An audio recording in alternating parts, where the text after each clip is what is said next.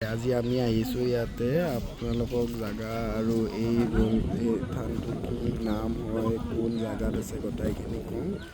মোৰ কৰি আমাৰ লগত আছে ইয়াৰে চুবুৰীৰে আমাৰ খুৰা এজন আছে। লগতে আপুনি কৈ দিয়কচোন কি কি হৈ আছে ইয়াৰে ধৰক কি নাম কি হৰি হয়। এই ঠাইখনৰ নাম হ'ল বিশ্বনাথ। বিশ্বনাথ চাৰিআলি বুলিও কয় মানুহে। আৰু বিশ্বনাথ চাৰিআলি ইয়াৰ পৰা মূল চাৰিআলি টাউনলৈ 10 কিলোমিটাৰ, কিন্তু এইখন অৰিজিনেলি বিশ্বনাথ বুলি কয়। আৰু সেয়া যে আপোনালোকে দেখিছে সেয়া হ'ল পানীৰ বিশ্বনাথ, গুপ্তকাশী। তাত শিলৰ গম্ভৰ আছে, গম্ভৰ তলত শিৱলিংগ আছে। বহাগ মাহৰ 2 তাৰিখলৈকে তাত পূজা হয়। আঘোণৰ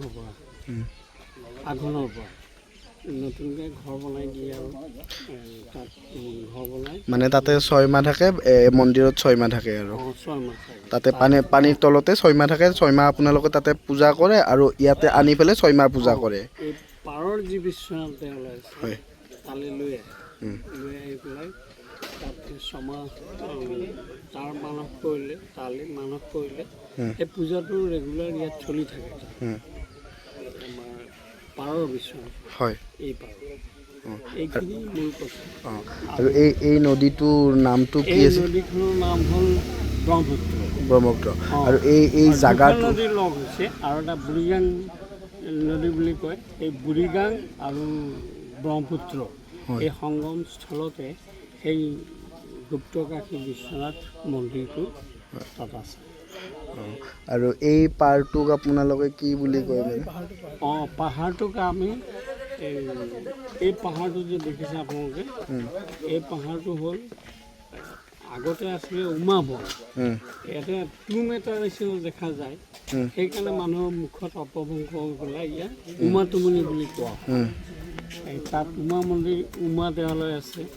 তাৰপিছত নাগেলেশ্বৰ দেৱালয় আছে, সিদ্ধেশ্বৰ দেৱালয় আছে।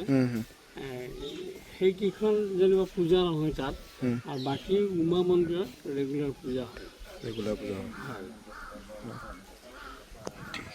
আমি ইয়াতে আহিছিলোঁ আজি তেজপুৰ বিশ্বনাথ চাৰিআলি আহোঁতে আমি ইয়াতে আহিলোঁ। আহি পেলাই খুৰাজনক লগ পালোঁ। খুৰাজনে গোটেইখিনি কৈ দিলে আৰু ইয়াতে যিখিনি আছে মানে ইয়াৰ পৰা সেই হেৰিখিনি দেখা দিছে যে সেইখিনি হৈছে তাতে মানে শিৱলিংগ এটা আছে বুলি কৈছে তেখেতসকলে, পূজা কৰে তেখেতসকলে দেখা পায়।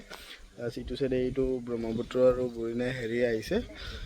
ঠিক আছে, চাওক আৰু মই নেক্সট ভিডিঅ'ত আপোনালোকক সম্পূৰ্ণ কৈ আছোঁ।